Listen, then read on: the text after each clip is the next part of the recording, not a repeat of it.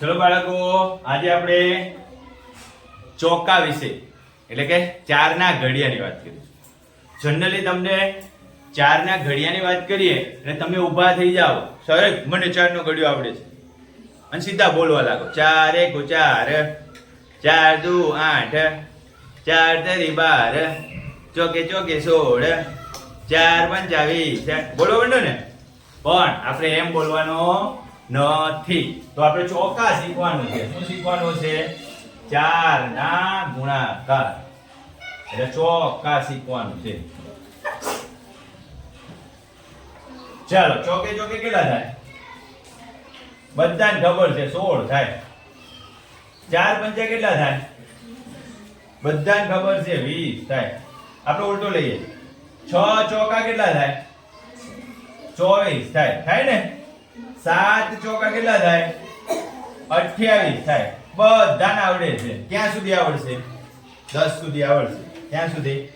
10 સુધી. 1 ચોક 4, 2 ચોક 8, 3 ચોક 12, ચોકે ચોકે 16, 5 ચોક 20, 6 ચોક 24. આમ સળંગ જ્યારે કરવાનું કે ત્યારે તમને બધાને આવડશે. પણ વચ્ચેથી કોઈ આંકડો પૂછે કે ભાઈ ચાલો 6 ચોકા કેટલા થાય, તો ન આવડે. કેમ? તો આ જે ઘડિયામાં પ્રક્રિયા કરવામાં આવે છે એ શું છે, એની બેઝિક થિયરી શું છે એ આપણે સમજતા નથી. જો એ સમજી જાય તો આવડે. ચોકા કરવામાં શું કરવાનું ખબર છે? તો જે સંખ્યા આપી હોય એની ડબલ ના ડબલ કરવાના. શું કરવાનો? ડબલ ના ડબલ. જોજો, 2 ચોકા કેટલા થાય? 4 થાય. 2 ચોકા 8 થાય. તો 2 ચોકા 2 ના કેટલી વખત ડબલ કરવાના? તો કે એક વખત ડબલ કર્યા, પાછા ડબલ કરો 4 ના, એટલે 8 થયા. જોજો, 3 ચોકા કેટલા થાય? 3 ના ડબલ 6 અને 6 ના ડબલ 12. 4 ચોકા કેટલા થાય? 16 થાય. ખબર છે પણ કેવી રીતે? તો 4 ના ડબલ 8 અને 8 ના ડબલ 16. 5 ચોકા કરો ચલો, તો 5 ના ડબલ 10 અને 10 ના ડબલ 20. એવી રીતે મોટી સંખ્યા લઈએ. 10 થી શરૂઆત કરું છું. 10 ચોકા, આ તો બધાને આવડતું હોય, 40 થાય. પણ કેવી રીતે થાય? 10 ના ડબલ 20 અને 20 ના ડબલ 40. 20 ના ડબલ કેટલા થાય? 20 ના ડબલ 40. ચાલો, 11 ચોકે 11 ના ડબલ 22 અને 22 ના ડબલ 44. કેટલા થાય? 12 ચોકે, ચલો 12 ચોકે કેટલા થાય? 12 ચોકે 12 ના ડબલ 24 અને 24 ના ડબલ 48. 13 ના ડબલ કરો ચલો, 13 ચોકા કરો, તો 13 ના ડબલ 10 ને 10 20, 3 ને 3 6 એટલે 26. 26 ના ડબલ કરવાના, તો 26 ના ડબલ કેટલા થાય? સરસ, ગુડ, 52. 14 ના ડબલ કરો, 14 ના ડબલ 28, 28 ના ડબલ 56.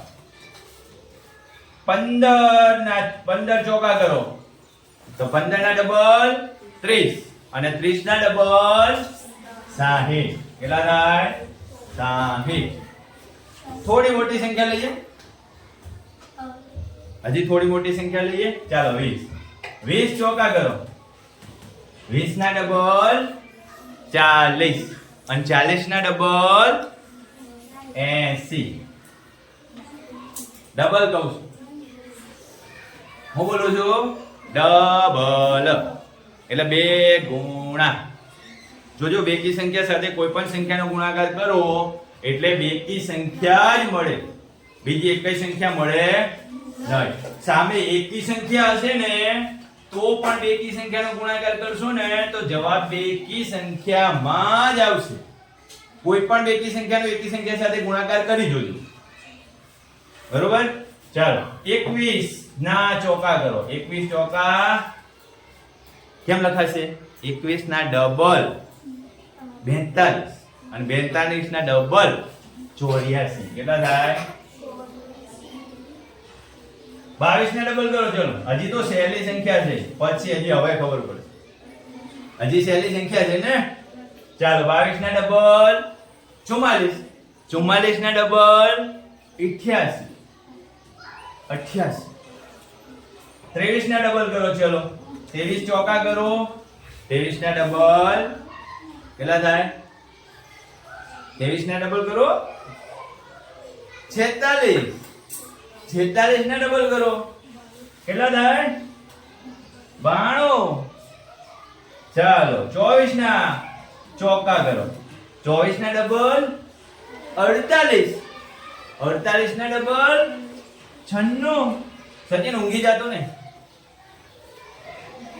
સચિન આ ઊંઘ હોઈ જાય એમને એમ સરસ મજાની ઊંઘ આવી જાય ને, કારણ કે અરુણ સાહેબ તો મસ્ત મજાની કથા કરે છે. ચાલો અહીંયા આવતા રહ્યો. 25 ચોકા કરો. ચલો સાવ સહેલું આવી ગયું ભાઈ. 25 ચોકા જોજો. 25 ના ડબલ 50 અને એના ડબલ 100. સાવ સહેલું આવડે ને? આ તો બધાને આવડે, મજા આવે. હવે થોડું એક સ્ટેપ આગળ જતા રહીએ ભાઈ. 27 ચોકા કરો જોઈએ. કોણ કરશે? 27 ના ડબલ 54 થાય અને 54 ના ડબલ 108. ચાલો 30 ચોકા કરો. ચલો 30 ચોકા કેટલા થાય? 30 ના ડબલ 60 થાય અને 60 ના ડબલ 131 ના ડબલ કરો જોઈએ. 31 ના ડબલ કેટલા થાય? 62 અને 62 ના ડબલ 124. 35 ના કરો. 35 ચોકા કેટલા થાય? 35 ના ડબલ 70 અને 70 ના ડબલ 140. ચાલો 40 ના ચોકા. 40 ચોકા કેટલા થાય? 40 ના ડબલ 80 અને 80 ના ડબલ 160. તો ચોકા કરવામાં હંમેશા ધ્યાન રાખવાનું કે જે પણ સંખ્યા આપી હોય એના ડબલ ના ડબલ કરવાના. 2 વખત ડબલ કરવાના. બરોબર?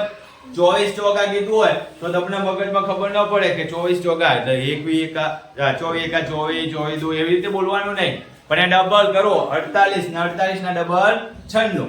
એ રીતે તમે ઝડપથી પ્રેક્ટિસ કરશો તો 1 થી 100 સુધી ના ડબલ તો આવડી જ જશે તમને, એનાય ડબલ આવડશે. બરોબર? તો પ્રેક્ટિસ કરશો ને છોકરાઓ? તો બધાએ સરળતાથી પ્રેક્ટિસ કરો.